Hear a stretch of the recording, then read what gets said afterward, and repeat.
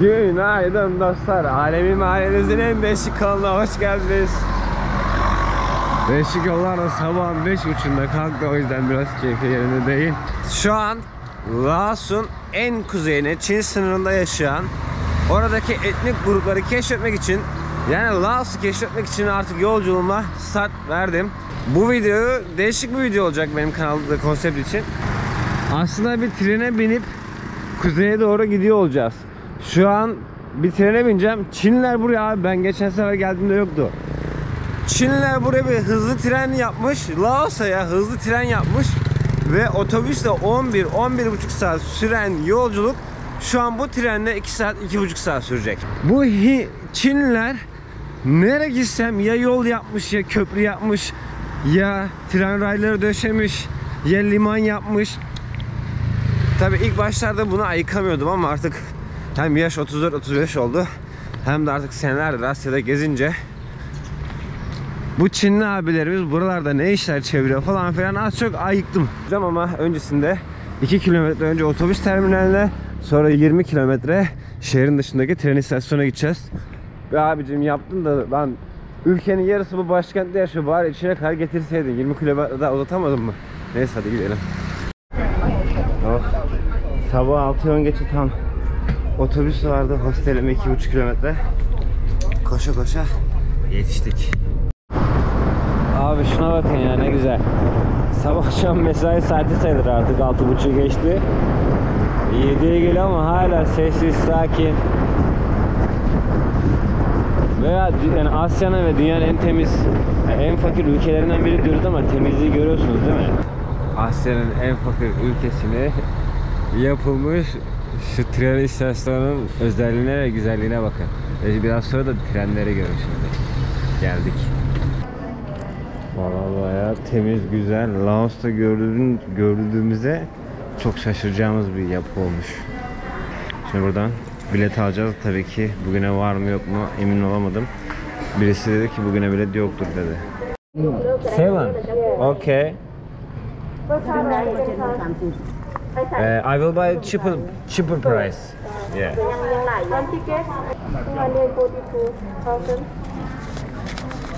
242.000. Ucuz değil. 260-270 TL'ye geliyor. Gerçi 3 saat yol gideceğiz, daha ne kadar ucuz olabilir ki, o da var. Evet, güzel. Demin korkuttular beni ya, yer yok diye. 7:30'da gidiyoruz. This no meat? No meat. What we see değil. No meat. Okay, wait. Tamam. 10 liraya şöyle bir kahvaltımızı da yapalım, sonra yolumuza koyulalım. Vallahi helal olsun ya. Yapmışlar sonuçta, öyle ya da böyle. Gidip de işte 3. dünya ülkesine böyle bir tren istasyonu getirirsem böyle işte çiğ durur. Ülkenin başkenti, binlerce insan var şu an, yüzlerce insan var sırada. Bir tane hıyarı dikmişler oraya, içeri girerken biletinize bakmak istiyor. Sırf o adam biletimize bakacak diye şu an bir dünya insan sırada bekliyor. Ve şu an saat 7 ve tren 7:30'da. Bu kadar insan nasıl bitecek? Kele tarak vermişler, tutmuş saçını taramış. Trene bineceğiz altı üstü ya. Trene bile değil, istasyona gireceğiz. Bir de içeride bir daha kuyruk bekleyeceğiz. Bu tren istasyonu henüz yeni devreye girmiş. Herkes o yüzden, bütün Laoslar fotoğrafını falan çekiyor. Şimdi Laos'ta böyle şey görmemişler. Ya yeter ama ha, uçağa biner gibi durmadan kontrol. Şimdi ben buna hızlı tren dedim ama aslında bu hızlı tren değil. Yüksek hızlı tren bizim tabirimizde, ya da hızlandırılmış tren diyebiliriz. Baksana da drone ile kontrol ediyorlar ya. Ne oluyor arkadaş, ben anlamadım sizi ya.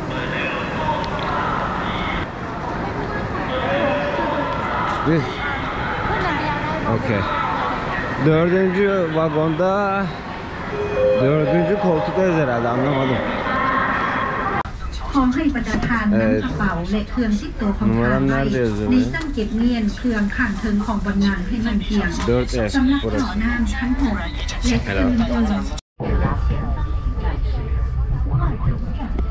Tren tam saatinde hareket etti. Asya'da pek alışılmış bir durum değil, böyle her şey saatinde hareket etmez. Ama işin kötü yanı ters gideceğiz. Bu tren Çin'e kadar gidiyor. Çin'in biraz içerisine kadar gidiyor ve zaten treni de Çinliler yaptırmış. Toplamda 315 kilometre gideceğiz. Tren 2 saat 5 dakika gösteriyordu ama otobüste gitmeye kalkarsanız 10-11 saat, arabayla giderseniz 6,5 saat gösteriyor ama tabii ki bu geçer. Vientiane'de biliyorsunuz aslında Tayland sınırında, Laos'un başkenti Vientiane ve şu an bu gördüğünüz yerde Tayland. Bu tren aynı zamanda Tayland'a gidiyor. Zaten Tayland'dan sonra da Bangkok'a, Bangkok'tan da Malezya'ya kadar tren var. Yani Çinliler buraya kocaman bir ağ örmüş. Aynı zamanda ta bu Çinliler Myanmar'ın bu kuzeyindeki Arakan bölgesine, hatta bu Arakan bölgesindeki olaylarda yine bu Çinlilerin bu yol ve tren kurma, daha doğrusu bu işe Yeni İpek Yolu diyoruz. Bunun bile şeyi var. Parmağı var bunların. Biraz sonra daha detaylı anlatmaya başlarım. Abi tren o kadar sessiz gidiyor ki az uyuyayım dedim. 2 saat olmuş ve geldik. Çok lüks bir tren harbiden ya. Vay arkadaş. Ne zaman geldik ben anlamadım ya. Neyse, burayı gezerken anlatırım size. Şu an Vietnam'ın kuzeydeki en son turistik, Vietnam'dan nereden çıktı? Laos'un kuzeydeki en son turistik noktasına geldik. Buranın adı Luang Prabang. Ben daha önce de gezmiştim. O yüzden burada 1 gün ya da 2 gün kalırız en fazla. Sonra hemen kaçacağız sınırdaki yerlere. Ve bu tren ağzına kadar insan dolu ve çok azı Laos'un içerisinde geziyor. Geri kalan herkes Çin'e gidiyormuş. Abi saat 9:23. Şaka değil, gerçek. 9:23. 7.30'da yola çıktık. 9:23'te 315 kilometre yol geldik. Bu Asya'da benim için rekor oldu ya. Karadan daha önce hiç bu kadar hızlı ulaşım sağlamamıştım. Ki ben gelişmiş ülkelere de gittim. Orada da trenlere bindim. Şu an Laos'ta bu kadar hızlı ulaşmama şaşırdım. Burası Luang Prabang. Burası köy. Bildiğiniz köy burası. Abi çıkarken bile bilet istiyorlar ya. Evet, Luang Prabang'a geldik. Her şey iyi, güzel. 2 şey eksik geldi bana. Birincisi şehre çok uzak ya. Gerçekten şehre çok uzak. Şu an köy yerindeki bir kasabaya geldik, yani bildiğiniz köy aslında burası. Oraya bile 12 kilometre uzaklıkta indirdi bizi. İstasyon 12 kilometre uzaktan geçiyor. Bir de koltuklar inanılmaz sertti ya. Vallahi Kız Kulesi'nin karşısında sanki şeyde oturuyorum, taşta oturuyorum gibiydi. Şimdi bakalım buradan şehir merkezine nasıl gideceğiz. I'm going to city center. City, buy ticket inside. Sorry? One person 35. 1000? One person 35,000 ticket. There are tickets. 35. Ulan havalimanına gitmek havalimanına çıktı. Tren istasyonuna gitmek için zaten 20-30 lira vermiştik. Şimdi buradan da köye gitmek için 30-40 lira. Where are you going, friend? My friend. City center. City center. Okay. Ticket one person Yeah. 35. City center. Give me the bag. It's okay? No girlfriend. Sohbet. Thank you. Herkes buraya maniple gelince biz bekar geldik. Abi de lafı koydu. Abi Asya'daki tüm ülkeler inanılmaz bir dönüşüm içerisinde. 4 senedir burada olunca bunu gözleme fırsatınız çok fazla oluyor. Abi 4 sene önce böyle bir lükslük, böyle bir temizlik, böyle sıfır araçlar, böyle bir istasyon, tren Laos'ta hayal edemezdim ya. Gerçekten Yani ben 4 yıldır son Asya'da yaşıyorum diyen birisi olabilirim belki. Çünkü 4 yıldır harbiden buralardayım. Çiftlik iş yapıyorum hatta. Gerçekten Asya'daki gelişim Covid'e rağmen beni şaşırttı. Geldiğimiz yer böyle. Bu sokakta bir yerde kalacağım.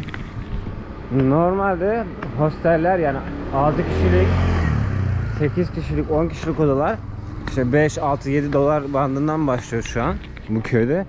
Ama benim bu hostelde 6 dolara oda vardı. Normalde odalar en düşük oda burada 12-13 dolar. Bir yanlışlık var gibi hissediyorum ama yoksa eğer tek başımıza odada kalacağız. Hey yakışıklı. Muhtemelen genelde hostellerde böyle olur. Her zaman değil ama gelip de orada kalan kişileri böyle bayraklarına resmederler. Bizden de birisi gelmiş galiba. Zaten Güney Amerika'dan gelenler çok oluyor buraya, Asya'ya. Özellikle Covid'den sonra. En çok gelenler de İsrailler, Fransızlar. Benim en çok denk geldiğim yabancılar İsrail ve Fransızlar. Evet, hostelim hemen Mekong Nehri'nin kenarında. Bir de burada da dolanırız. Hafiften şu Çinlilere değineyim. Böyle video boyunca ara ara değinmiş olayım. Abi adamlar Asya'nın her yerine ya yol yapıyorlar, ya tren istasyonu yapıyorlar, ya liman yapıyorlar, ya köprü yapıyorlar. Yani mesela sınır bağlantısı, kara bağlantısı olmayan diyelim ki şey var. 2 tane ülke var. İşte oraya mesela Asya'da genelde oralara köprü yapılır. İşte buna kardeşlik köprüsü denir. Bu köprüleri hep Çinliler yapıyor. Ya da buralarda hidroelektrik santralleri, işte büyük barajlar, büyük yatırımlar ya da böyle büyük tren rayları döşeme işleri ya da büyük otobanlar yapılıyor ve bunların hepsini Çinliler yapıyor. Bunları yaparken de o devletlere çok düşük kredi karşılığında yapıyor ve diyor ki iş gücünü de ben sağlayacağım. Diyor ki hani mühendisini ben vereceğim, işletmesi işte 20 yıl bende olacak. Hani tamam işte ne bileyim %30'u, %40'ı, %70'i ya da sallıyorum oranları tabii ki bilmiyorum. Sende olsun karının ya da işletme bedelinin ama işte %30, %40 ben de işleteceğim. Ben de burada var olacağım. 20 senelik, 30 senelik böyle sözleşmeler yapıyor ve her ülkeye bir şekilde sızıp orada bir şekilde kendini kabullendirmeye çalışıyor. Bakın Amerika gibi yapmıyor. Ya da Sovyetler Birliği gibi yapmıyor.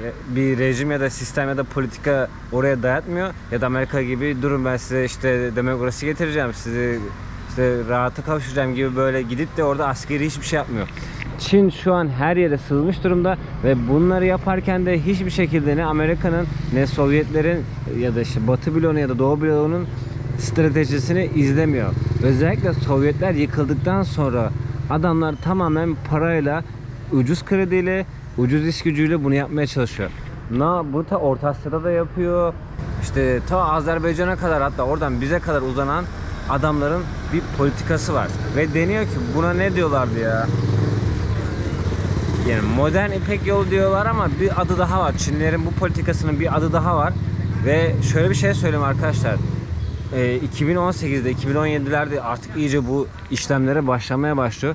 İlk adımda 1 trilyon dolar ve 30 yıllık sürece yayılmış bir İpek yolu ağ politikasıyla toplamda 70 ülkeye deniz, kara ya da liman bir şekilde ağını örüp toplamda 70 ülkeye erişebilecek bir şey kurmaya çalışıyor. Buraya ulaşım ağı kurmaya çalışıyor ve bunun maliyeti düşünülüyor ki 8 trilyon dolara mal olacak.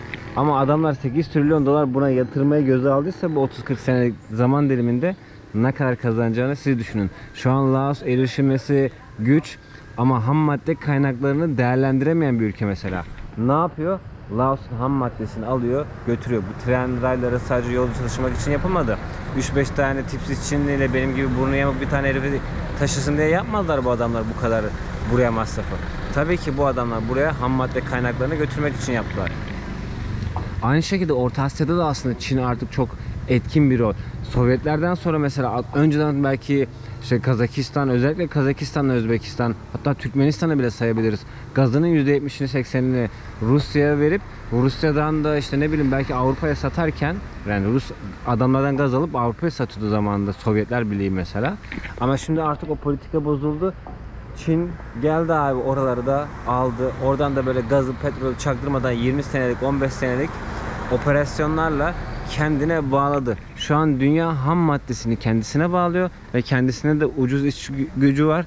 Bunu da üretime dayalı bir sistemle tekrardan dünyaya satıyor.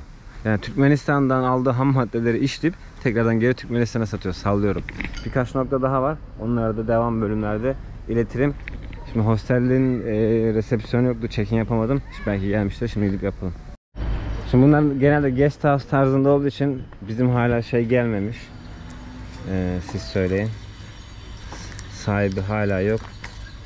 O arada biz de abi bir şeyler yiyip içelim. Kahvaltımızı yapalım. Burası biraz Vientiane'den pahalıydı. Bu restoran pahalıdır ama olsun. Evet, kahvaltımız geldi. Yumurtalı domates çorbası dediler buna. Ama bu yumurtalı noodle'lu domates çorbası çıktı. Yine noodle'ın içerisine 2 tane 3 tane domates doğramışlar. Ben de domates çorbası deyince ne gelecek diye çok merak ediyordum. Tam olarak dediğim gibi. Noodle'ın içerisine şöyle 2 tane domates koymuşlar. Domatesli noodle çorbası olmuş. Noodle. Hostelimi de göstereyim. Böyle ufak ufak odalar yapmışlar. Fan koymuşlar. Yani hostelde 8-10 kişiyle kalacağım ama burada kalırım, çok daha iyi. Tuvalet banyosu ortak. Küçük güzel bir yer. Abi güneş milyon pinenin ülkesi Laos'ta bugün de çok güzel batıyor. Bu Laos'ta ve Myanmar'da nasıl bir ambiyansından mı, havasından mı, suyundan mı, coğrafyasından mı bilmiyorum ama Myanmar'da, Laos'ta hep aklımda kalmıştı zaten. Gün batımları çok güzeldi ve 2-3 gündür de Laos'ta gün batımı izliyorum. Harika. O değil. Ya bir treni tanımak, gezmek, görmek istiyordum. Az bir kafamı koyayım dedim. Uyumuşum zaten. 300 küsür kilometre nasıl bitti hemen 2 saatte anlamadım. 2 saat bile sürmedi. 1 saat 50 dakika sürdü. Hemen geldik. Gerçekten inanılmaz bir hızlı tren yapmışlar buraya. Tam araştıramadım ama saatte 180 kilometre falan buluyormuş galiba. Haliyle de 2 saatten az sürdü yol. Yani Asya'da, hele Laos'ta böyle bir şey tabii ki beklemiyordum. Bugünün böyle olsun. Şu an biz Laos'un kuzeyindeki Luang Prabang şehrine geldik. Burası Laos'un en kuzeydeki son turistik şehri. Ama bizim asıl amacımız buraya gelmek değil. Buradan daha yukarılara, kuzeydeki Çin sınırındaki kabileleri gezmek. Kabile dedim de Papua'daki gibi falan değil tabii ki. Ama yine de ilkel yaşama, yerel yaşama yakın yaşamları göreceğiz ve tanımlayacağız. Yarın da burayı gezelim. Bir motor kiralayayım, size Luang Prabang şehrini tanıtayım. Belki bu Mekong Deltası'nda da bir tur yaparız. Ondan sonra videoyu bitirir. Belki motor kiralarım, Çin sınırında gezeriz. Belki de otostopla gezmeye çalışırız ama bir 10 gün Laos'un en kuzeyindeki Çin sınırındaki köyleri geziyor olacağız. Yarın görüşürüz. Gerçi patlayacağız. Yarın olacak. Hadi sabaha görüşürüz. Evet, Laos Krallığı'nın başkenti Luang Prabang'dan tekrardan günaydın arkadaşlar. Size buraya çok anlatmadım aslında. Anlatayım bugün. Hem Luang Prabang'ı da anlatayım, hem bu Çin'le ilgili durumlara biraz daha değineceğim. Hem de etrafı geziyor olacağız. Luang Prabang, Laos Krallığı'nın uzun yüzyıllar boyunca başkentliğini yapmış. Burada krallık vardı 14. yüzyıldan. Hatta buraya Fransızlar gelip buraya sömürmeye başladığında bile 1905'lerde onlarda bile hala aslında kral böyle aktif gibiydi. Ama tabii ki ülke Fransızların elindeydi. Burası da 1900'lerin işte tam yılını hatırlamıyorum ama bir kısmına kadar da bu Laos Krallığı'na başkent yapıyor. Daha sonrasından da başkent Vientiane'ye taşınıyor. Bugün burada şimdi Mekong Nehri'nin kenarında güzel bir yere geldim. İyi bir kahvaltı yapıyorum. Burada sebzeli yine noodle vardı. Burada da yumurtalı salatamız var. Laos gerçekten arkadaşlar yemek yemek için çok güzel bir yer. Hem güzel yemekleri var hem çok ucuz. Şurası ne kadar biliyor musunuz? 2, 4, 6, 8, 4 dolar. 4 dolar bile değil aslında. 3.20 cent falan. Şimdi bunu yerim. Bir tane de motor kiraladım. 10 günlük falan kiraladım. Hem bugün motorla buraya geleceğiz hem de ondan sonra dağlara, daha doğrusu Çin sınırındaki yaşayan halklara gideceğiz. Ve orada bir Myanmarlı bir köy varmış. Laos sınırları içerisinde. Oraya da gitmeye çalışacağız devam bölümlerde. Evet, motorum bu. Valla böyle yeni gibi gözükse de bu plastikleri falan bence yeni yapmışlar. Motor biraz böyle dandik, gidik gibi ama şöyle bir şey var. Burası Vietnam gibi değildi. Motoru aldığınız şehrin dışarısına motoru göndermiyorlardı. Heh. Kapçayı. Ancak bu motoru sahibini ikna edebildim. Yani bu motoru aldığım yerdeki insanlar ancak karışmadı. O da muhtemelen motor eski diye tamam ne halin varsa gör dediler. 7-8 gün boyunca bu motor bize yoldaşlık yapacak.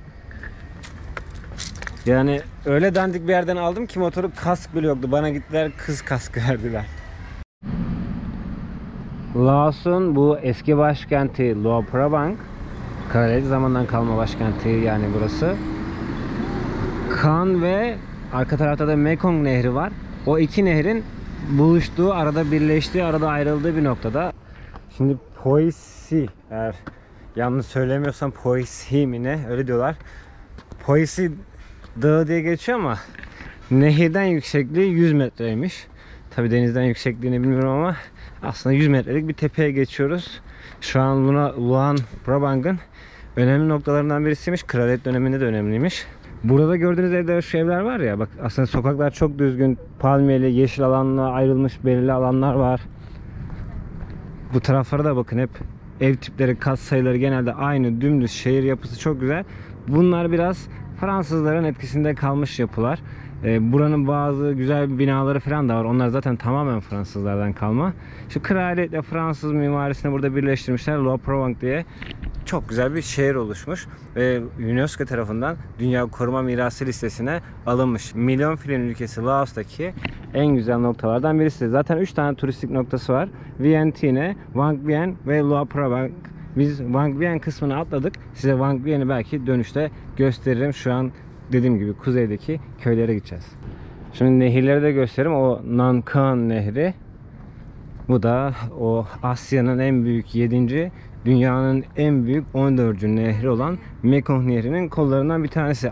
Derler ki Mekong Nehri için Asya'ya can veriyor. Çin'den doğuyor. Birçok 7-8 ülkeden geçiyor. Ve Vietnam'da Mekong Deltası oluyor. Çok kanatlı bir şekilde suya dökülüyor. Çinliler bu demiryolu ya da bu karayollarının inşasından önce buradaki sömürü faaliyetlerini, aslında tam sömürü demeyelim de ham madde kaynaklarını ülkelerine ulaştırma noktasında bu nehri de kullanmışlar. Ama bugün yani bu konuyla daha bilgili ya da daha ilgili abilerim vardır. Biraz bu siyasete, ekonomiye de giriyor. Burada Çinliler çok güzel bir şey işliyor ama benim gördüğüm. Şimdi bu Asyalılar, şimdi tembel insanlar demek istemeyeyim. Tembel belki kırıcı olabilir ama bu Asyalılar biraz üşengeç diyeyim size. Elindeki kıymetin, yani elindeki şeylerin kıymetlerini çok fazla bilmiyorlar. Adamların derdi ne biliyor musunuz? Karnımız doysun, pirinç tarlamızda ekinimiz bitsin, akşam da onunla haşlayalım yiyelim.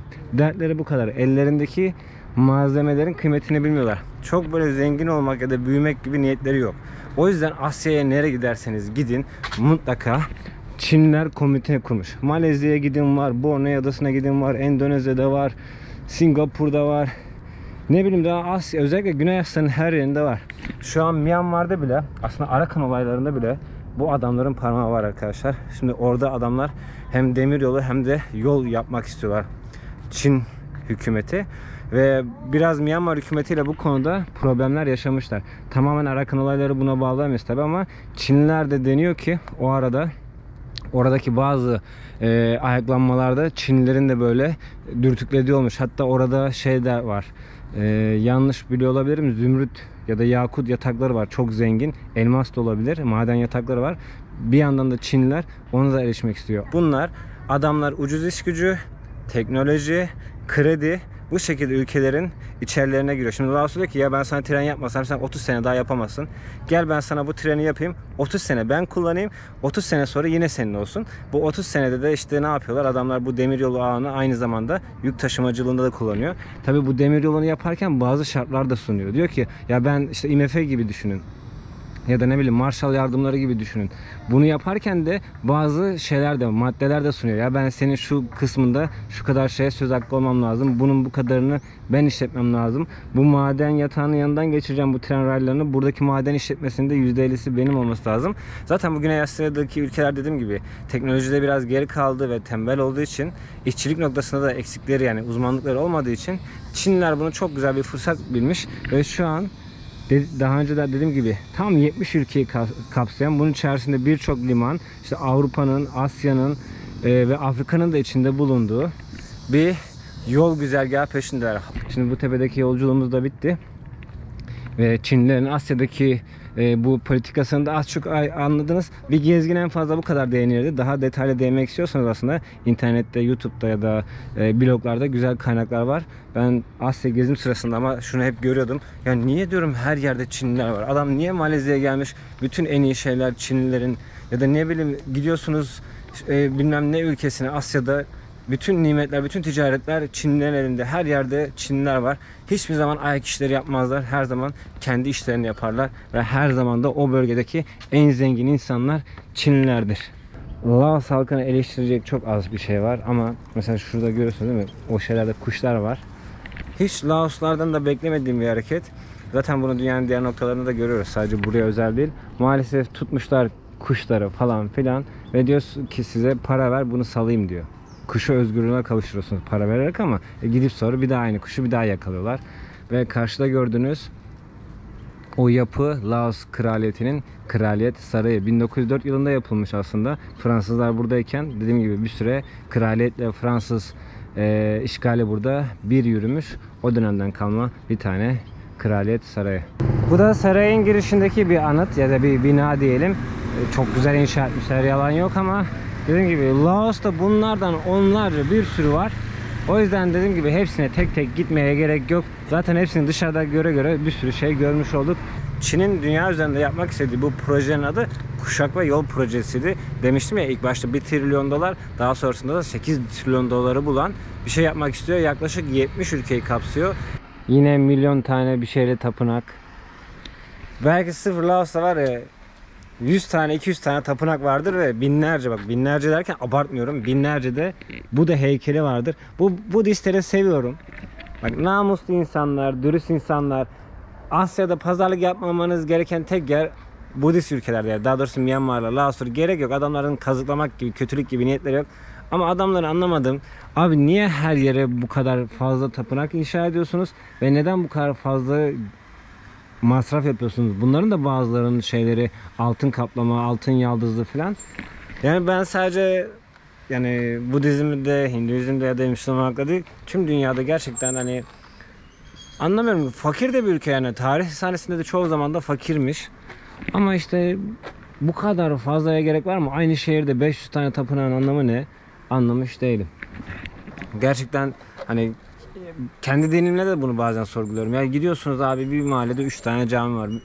Bir köye gidiyorsunuz, bir Almancı gelmiş 2 katlı cami dikmiş. Sonra Hollanda'da gelmiş o 2 diktiyse ben 3 dikeceğim diyor filan. Böyle ilginç şeyler var. Ben bu kısmı anlayamadım hiçbir dinde. İlginç. Hani ben hep şeyim. Ya, Laos'un köylerine şu an mesela ben gitmek istediğim köylere şey yapıyorlar. Yardım dernekleri yardım götürüyor, anladın mı? Şuradan 100 kilometre ileride insanlar orada açlıkla cebelleşiyor. Battaniyeleri bile yokmuş. Geçen bir Laoslu arkadaşla tanıştım da 1000 tane 2000 tane battaniye toplamışlar, yardım götürmüşler. Ama burada da 1000 tane 2000 tane tapınaklar, heykel var. Şimdi tapınakla Stupa'yı aslında size ayırt ettirebilirim bu videoda. Mesela bu Stupa. Bu muhtemelen Stupa'dan kastımız şey. Bu bir vefat etmiş bir insanın anısına, adına yaptırılmış bir alan. Bu gördüğünüz şey ise tapınak. Şimdi Mekong'un yanına geldim, oturdum. Şurada tekneler var.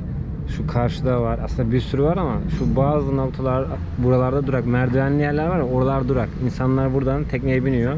İşte ne kadar saatte bir kalkıyor tekne dolmuşlar bilmiyorum ama işte karşıya geçiyor, buraya geçiyor. Tekneler durmadan böyle zikzak yapa yapa bu Luang Prabang'ın etrafındaki toplamda 56 tane köy var. Nehir etrafındaki daha doğrusu köyleri ziyaret ediyor. Biz de biraz sonra şimdi sol taraftan, yanılmıyorsam şöyle şu an gitmekte olan tekne gibi bir tekneyle gün batımı turu yapacağız. 2 saat sürecek.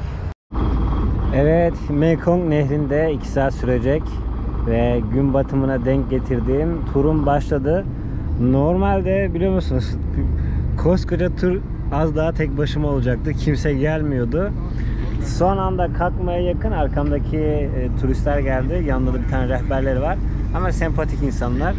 5 kişi şu an Mekong Nehri'nde bir tura başladık. Gün batımını da izliyor olacağız.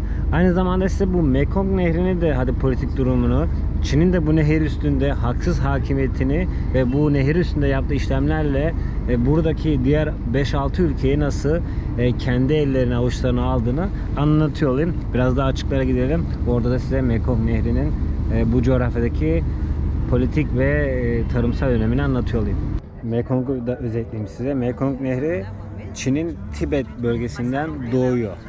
Şimdi normalde bu tarz nehirlerde, yani birçok ülkeye uğrayan ve birçok ülkenin sınırlarına giren nehirlerde ya da yerlerde ülkeler arasında çok böyle kopukluk yoksa birileri bir şeyler yapacağı zaman diğer ülkeleri de bilgilendirmeleri ya da ortaklaşa bu konularda fikir yürütmeleri ya da karar almaları gerekir.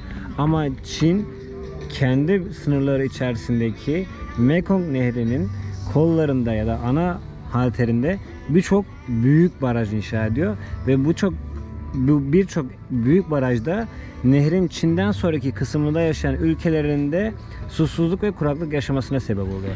Zaten halihazırda dünyada bir küresel ısınma sebebiyle burada bir azalma söz konusuyken bir de Çin'in bu tavrından ötürü bu diğer ülkelerde çok fazla kuraklıklar yaşanıyor. Bu gördüğünüz Mekong Nehri Çin'den sonraki kısmında 60 milyon insanın hayatını direkt ya da direkt olmayan şekilde etkiliyor.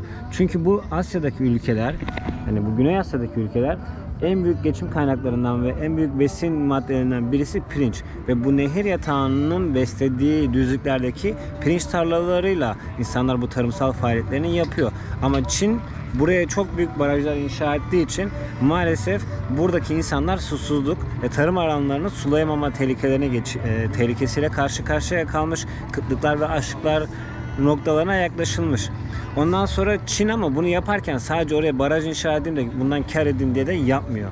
Ne dedik? Çin çok akıllı bir politika üretiyor ve diyor ki tamam, ben size baraj kapaklarımı açacağım, 2 sene 3 sene su tutmayacağım ama siz de işte şuradaki kısımda şu işlemi yapmama izin vereceksiniz. Sizin de şuradaki şeyinizi ben yapacağım ya da şu ihaleyi bana vereceksiniz diye buradaki ülkeleri de bu şekilde tehdit edebiliyor. Düşünün, yani milyonlarca insanın beslendiği bir nehrin üzerinde daha önce birçok, yani Myanmar'da da, Çin haricinde galiba bu nehrin her tarafında bulundum ben. Her tarafta bir şekilde tekneye bindik. Myanmar'da da binmiştik. Şimdi Laos'un eski başkenti Luang Prabang'daki kolunda takılıyoruz. Bu ayaktaki Avrupalı ablamız çok ilginç ya. Buraya gelmiş Laos'a ve buraya aşık olmuş ve burada bu tekne sahibi ve kafesi var. Yani hem tekne hem restoran varmış bunların ve bu restoran sahibine aşık olmuş, evlenmiş, burada kalmış.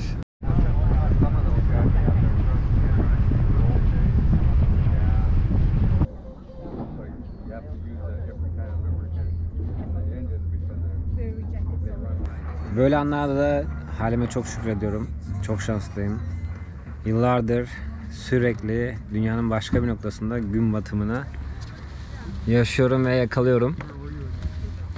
Bugün de Laos'ta, Luang Prabang'da yaşadık bunu. Allah nasip ederse ve kısmet olursa inşallah dünyanın daha farklı noktalarında bu gün batımını hep birlikte yaşamaya devam ederiz. Bugünkü video buraya kadardı. İzlediğiniz için teşekkür ederim. Kendinize iyi bakın. Hoşça kalın.